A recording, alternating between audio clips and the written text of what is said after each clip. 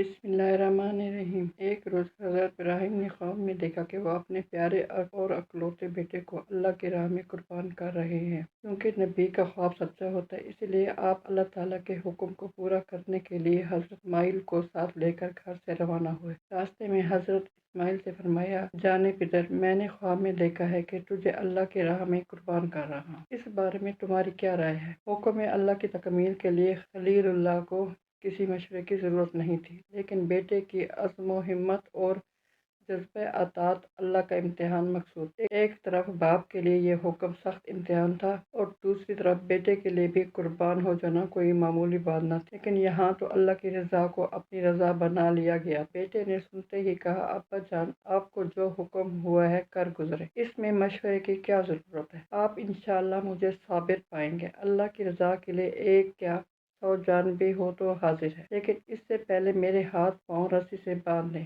تاکہ خون کے چھینٹے آپ پر نہ پڑیں، اور مجھے منہ کے بل لٹائیں تاکہ تعمیل حکم میں کہیں شفقت پدری حائل نہ ہو جائے۔ میری والدہ کو میرا سلام کہیں اور میرا خون آلود کرتا انہیں دے دیں۔ اور طلب نکتہ یہ ہے، باپ اپنے بیٹے کو قربان کرنے کے لیے ساتھ لے جاتا ہے۔ راستے میں جب بیٹے سے مشورہ کیا جاتا ہے تو وہ سعادت مند اولاد کی طرح باپ کے ذریعے حکم اللہ سن کر سر تسلیم خم کرتے ہوئے آنے والی نسلوں کے لیے یہ پیغام چھوڑتا ہے کہ والدین کا حکم بجا لانا ہی عزت و عظمت سے ہمکنار کرتا ہے۔ غرض کہ اعلی مرتبت باپ اور سعادت مند بیٹا مینا کی طرف چلتے رہے۔ راستے میں شیطان نے 3 مقامات پر بہکانے کی کوشش کی، مگر خلیل اللہ باپ اور ذبیح اللہ بیٹے کے عزم میں کوئی کمی نہ آئی۔ حضرت ابراہیم نے شیطان کو کنکریاں ماری۔ 10 ذی الحجہ کے دن مینا کے مقام پر بیٹے کو منہ کے بل لٹا کر بسم اللہ کہتے ہوئے جو ہی حضرت اسماعیل کے گلے پر چھری رکھی، ادھر عالم قدسی میں شور بلند ہوا۔